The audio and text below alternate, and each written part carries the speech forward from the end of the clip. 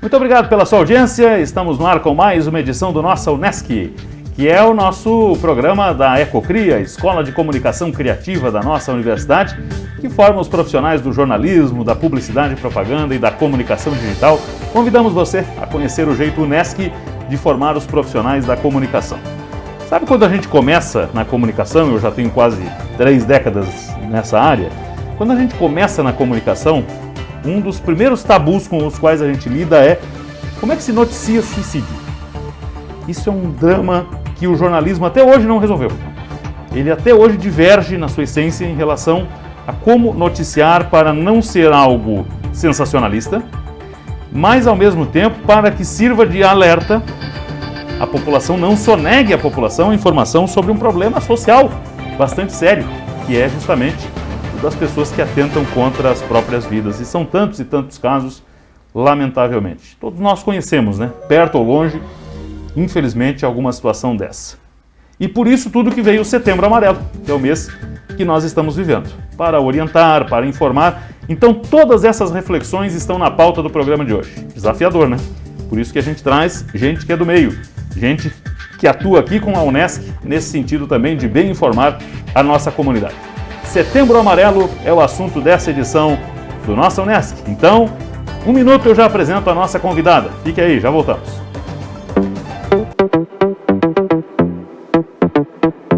O pensamento criativo questiona as lógicas e dá vida ao novo. Para um mundo onde a única certeza é a mudança, uma nova geração de profissionais.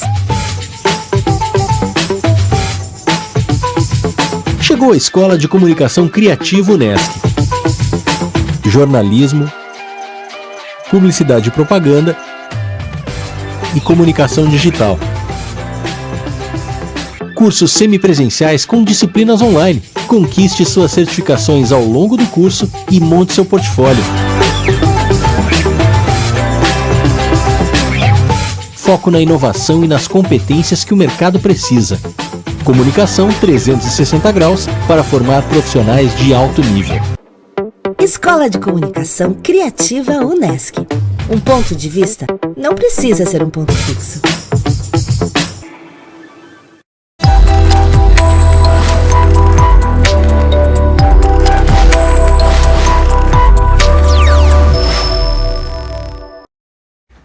De volta com o Nossa Unesc, obrigado pela sua audiência. Proposta de hoje, então, gente, nossa convidada não poderia ser diferente, veste amarelo, né? É falar do Setembro Amarelo. Recebo aqui a professora Ana Losso, que tem todo um histórico já também nessa área, né? E que vem nos falar principalmente disso, professora, dessa questão da gente transmitir às pessoas que estão nos assistindo agora instrumentos, ferramentas para lidar com isso, né? Eu dizia antes, professora, que é difícil alguém que não tenha vivido uma experiência próxima. Eu vivi já a experiência próxima e sei de tanta e tanta gente que lidou com isso, e alguns de um jeito, outros de outro, mas em geral quem fica, né, não sabe lidar. Nós não somos, a massa, a grande massa não é treinada para lidar com isso, e acho que essa é uma das grandes missões que trabalhos como o que a senhora participa tentam levar adiante. Qual é o grande recado para esse Setembro Amarelo, hein, professora Ana? Obrigado pela presença aqui. Então, eu que agradeço, né, o convite. É um prazer estarmos aqui discutindo, né, falando sobre um tema tão importante e tão presente, né, na comunidade cristiumense mundial, né, e eu acho que o grande recado que o Setembro Amarelo nos traz é que tem outros caminhos, né? A pessoa, ela está vivendo uma situação de extremo sofrimento, mas que isso não é definitivo na sua vida e que pode haver outros caminhos, né? Então, identificar sinais e sintomas que as pessoas apresentam, né, quando elas estão nesse sofrimento intenso, não estão sabendo lidar com as suas mazelas, né, da vida que todos nós temos, que existem serviços que podem estar ajudando a essas pessoas, né? E serviços que ouvem, porque o grande problema hoje que nós enfrentamos é o falar, né? As pessoas não falam e quando querem falar, não tem quem as escute. Então, existe um psiquiatra, o Adalberto Barreto, que ele é o pai da terapia comunitária integrativa, onde ele diz que quando a boca cala, o corpo fala. Quando a boca fala, o corpo sara.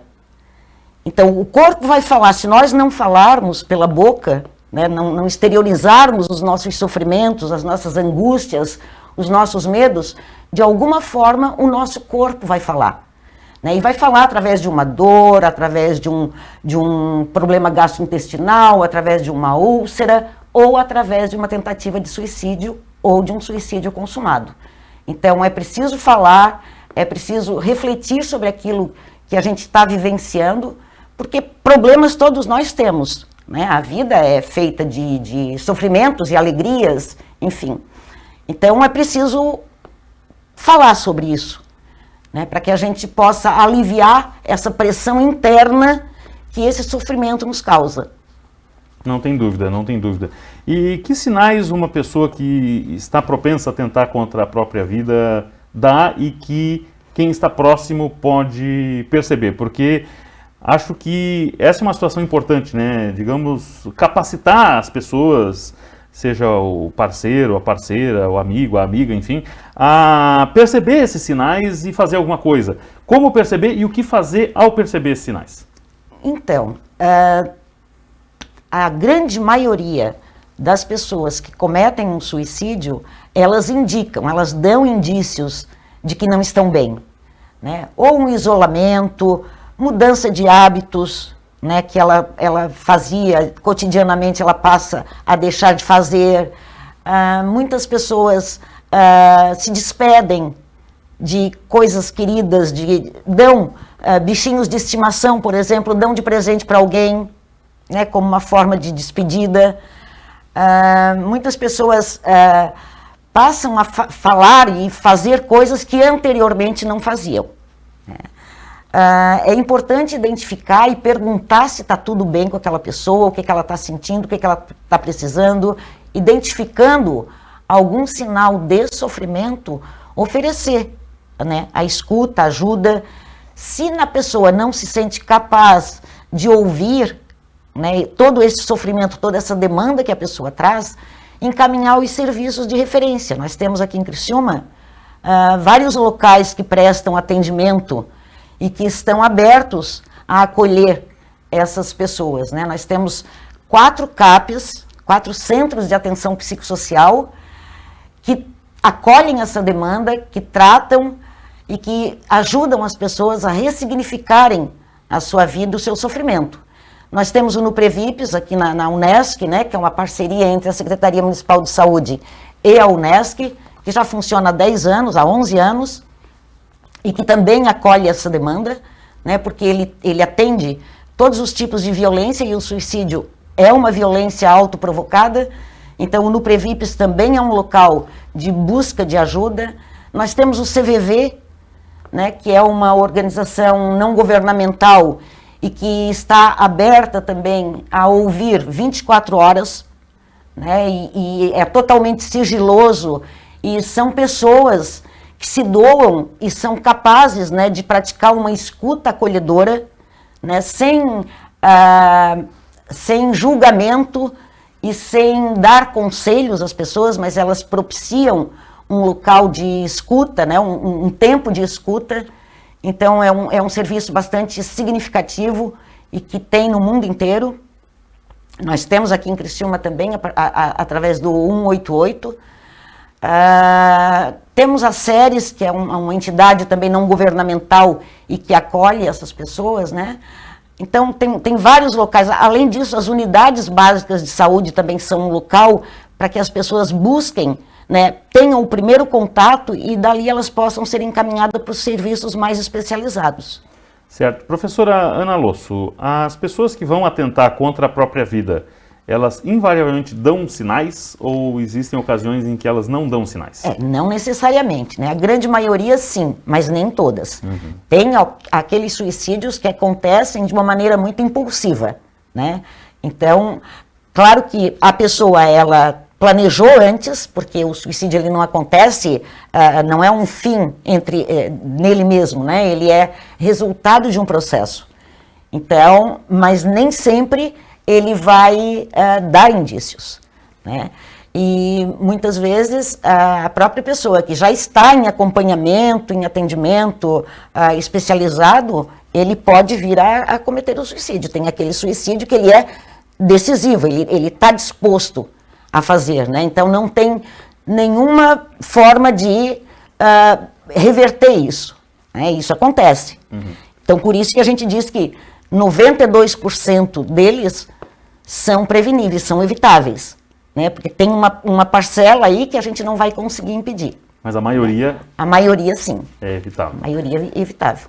Uma outra situação, né? Nós temos, infelizmente, sem entrar no detalhamento de números aqui, porque não é o caso quantificar agora, mas a gente tem uma variação das faixas etárias, imagino, né, professora? Não existe uma faixa etária, a pessoa chega numa fase da vida e fica propensa a isso. Não, atinge dos mais jovens aos de mais idade, né? Ela acontece em todas as faixas etárias. A gente diz que é um evento, o suicídio ele é um fenômeno bastante democrático.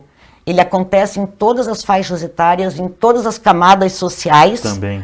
Né, e em todas as raças, mas nós temos, os estudos têm mostrado que nos últimos anos tem aumentado significativamente a faixa etária da adolescência. Então, hoje, no Brasil, é a segunda causa de morte entre adolescentes de 15 a 29 anos de idade. No mundo, é a terceira causa de morte. Então, em adolescentes, ele só perde para os acidentes. Então, assim, são duas mortes evitáveis, tanto os acidentes quanto o suicídio. Então, assim, nós estamos perdendo os jovens, né, por causas evitáveis. E isso é muito grave, né? Então, tem assustado muito essa questão dos adolescentes. E aí vem o grande questionamento, né? O que está acontecendo? O que está levando os nossos jovens a desistirem da vida tão cedo? Exatamente. A Ana Losso segue conversando conosco, o programa se propõe a falar no Setembro Amarelo e a gente tem um convidado que mandou uma mensagem aqui para o programa. Porque dentre todos esses serviços que a professora Ana Losso colocou há pouco, que prestam apoio, que orientam, que se dispõem, nós temos em algumas dessas esferas a participação do Almir Fernandes de Souza, o nosso Almir do IML, nosso grande voluntário, né, de inúmeras causas, e o Almir deixou uma mensagem. Ele também tem muita participação nessa questão da luta pela vida, contra o suicídio, então com essa autoridade o Almir veio ao programa para deixar o seguinte recado para a nossa audiência aqui do Nossa Unesc. Diga, Almir. Sou Almir Fernandes de Souza, agente de Polícia Civil, exercendo funções no Instituto Médico Legal de Criciúma. Também faço parte como voluntário da Rede de Proteção à Vida. E convido você a estarmos todos juntos nesse Setembro Amarelo, dedicado à prevenção ao suicídio.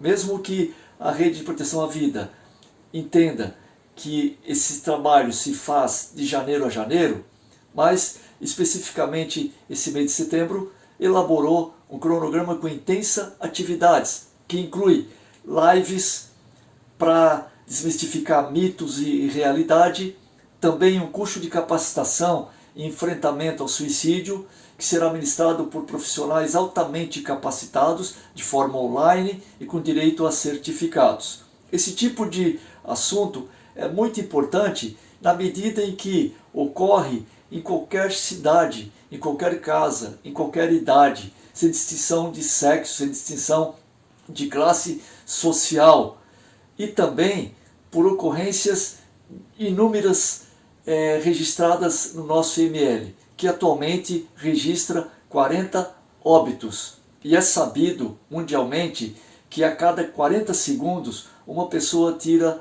a própria vida. E o mais importante, mais de 90% dessas ocorrências poderiam ser evitadas. Portanto, chamo todos vocês a participarem conosco desse Setembro Amarelo, buscando, através de redes sociais, a rede de proteção à vida, para que todos nós possamos salvar mais vidas. Obrigado, viu, Almir? O Almir pondera, professora Ana, alguns dados importantes de tudo que a gente fala. E eu comecei o programa falando sobre a forma como a mídia lida em relação a noticiar suicídio, que é um tabu muito antigo. E eu quero, já que o Almir falou em tabus, né, eu quero puxar esse gancho também na sequência. A gente faz um intervalo, volto já. Professora Ana Losso segue conosco. Setembro Amarelo é o assunto, prevenção, valorização da vida é a nossa pauta prioritária do programa de hoje. Você está com o nosso Unesc aqui na nossa Universidade Comunitária. Já voltamos. É hora de recomeçar. A Unesc está com matrículas abertas para os cursos de graduação com início neste semestre. Tudo na Unesc foi pensado para o estudante viver o melhor da experiência acadêmica. Um lindo campus amplo e arejado, salas adaptadas com tecnologia inovadora e toda a universidade alinhada com os melhores protocolos de biossegurança. Nossa universidade também investiu em alta tecnologia, com novos formatos e flexibilidade no modelo pedagógico. O estudante tem a possibilidade de assistir a aula no conforto da sua casa, mas com a interatividade do presencial. A Unesc também está com propostas acessíveis e flexíveis para você realizar o sonho de estudar em uma grande universidade. A hora é agora. Matricule-se já.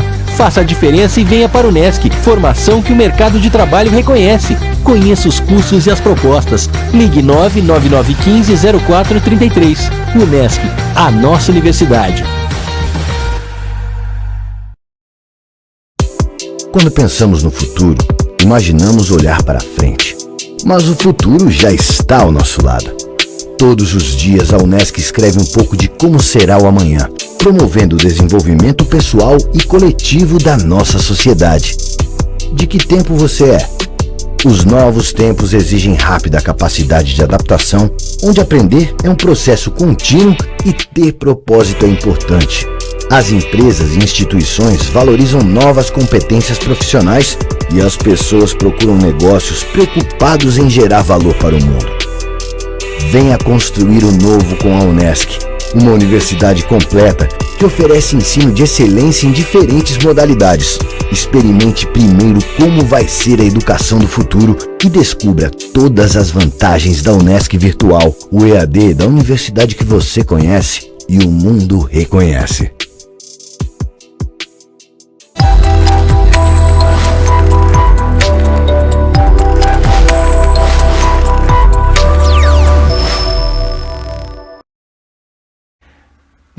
De volta com a nossa Unesc. Muito obrigado pela sua audiência. Você está com a nossa Universidade Comunitária. E o programa de hoje se propõe a falar do Setembro Amarelo e de toda essa necessidade de prevenir, de lançar informação para prevenir o suicídio e valorizar a vida. Quando a gente abriu o programa aqui, antes de apresentar a nossa convidada, a professora Ana Losso, a gente falou de um dilema, nós da comunicação, que vivemos desde sempre, que é a questão da divulgação da notícia, se é que é notícia, aí que está a questão de um suicídio. Porque aqui em Criciúma, as pessoas vão lembrar, nós tivemos, não faz muitos anos, alguns eventos desses que foram públicos, em locais de circulação pública em que gente viu, muita gente viu, enfim, e aquilo por si só já é impactante. E uma vez, professora Ana, com o Almir, por isso eu lembrava disso, quando o Almir participou há pouco aqui, teve uma ocasião que nós estávamos no rádio, fazendo um programa de rádio, e o Almir estava conosco e durante a entrevista, como a gente está fazendo aqui, uma pessoa ligou para a emissora dizendo que estava propensa a cometer um suicídio e que ouvindo aquela conversa desistiu. E poxa, aquilo a gente ganhou o dia, né? Ganhou o mês, o ano, porque uma vida salva, né? Por intermédio da informação. Com base nisso eu quero lhe perguntar, o que a mídia faz? Tem que noticiar suicídio ou não tem? Então, né, nós temos que, é isso que a gente diz, né? Nós temos que falar sobre, né, o fenômeno, mas não usar de sensacionalismo. Não importa o número de suicídios, por exemplo, que aconteceu, a forma como aconteceu, né, de que jeito foi feito, isso não nos cabe, não ganha ninguém. Então, a forma de falar sobre suicídio é realmente isso, é identificando os sinais, dizendo para as pessoas identificarem os sinais, como é que a pessoa pode oferecer ajuda, né?